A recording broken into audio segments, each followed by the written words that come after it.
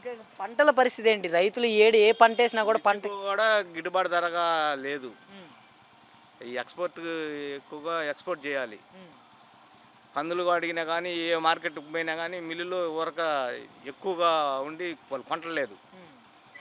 మరి రైతుల మీద కరెంటు ఛార్జీలు మోపుతున్నారు. రైతుల్ని నానా ఇబ్బంది పెడుతుంది ఈ గవర్నమెంట్ వచ్చిన తర్వాత అనేసి వైసీపీ వాళ్ళంతా చెప్పుకుంటున్నారు గదండీ! వాళ్ళు చెప్పడానికి కరెంట్ బిల్లు ఎప్పుడు అంతకుముందు కూడా ఇంకా అంతే ఉన్నాయి. నేను పెంచింది ఏం లేదులే కానీ ఆ! అంతకుముందు కూడా అంతే ఉన్నాయి. కరెంటు బిల్లులు. ఆ! అప్పుడు ఆయన ఉన్నప్పుడు కూడా పెంచిందేం లేదు. పెంచిందేం లేదు. ఆ! అంతకుముందు కూడా ఉన్నాయి ఇదే రేట్లు. అంతకుముందు కూడా ఇదే రేట్లు కొనసాగాయి. ఆ! హ్మ్. అసలు రైతులకైతే ఏ గవర్నమెంట్‌లో మంచిగా జరిగిందంటారు? గతంలో ఉన్న వైఎస్ జగన్మోహన్ రెడ్డి గవర్నమెంట్‌లోనా? ఇప్పుడున్న నారా చంద్రబాబు నాయుడు గారి గవర్నమెంట్‌లోనంటారా?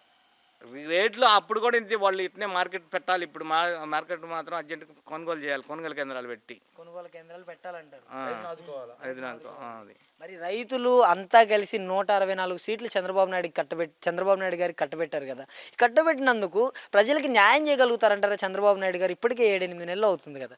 న్యాయం చేయగలుగుతాడు. హ్మ్. ఈ 6 హామీల్లో ఎన్ని అమలు చేయకుండా వచ్చారండి ఇప్పుడు ఈ 6, 7 నెలల్లో?